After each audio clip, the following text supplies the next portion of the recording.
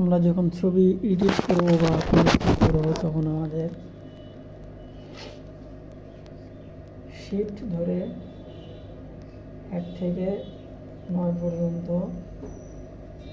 যতগুলো সংখ্যা আছে এর ভিতরে বাংলা বা ইংরেজি আপনার যেটা মানে প্রয়োজন বা দরকার শিফট ধরে সেটাতে চাপ দেবেন, সেটাই চলে আসবে।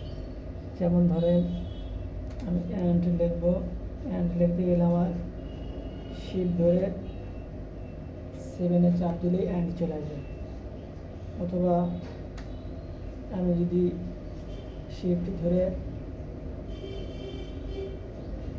কোনো চিহ্ন বা জিমেইল অ্যাড চিহ্ন আনতে চাই তখন শিফট ধরে দিতে পারলাম, এই জিমেইল অ্যাড চলে আসলো।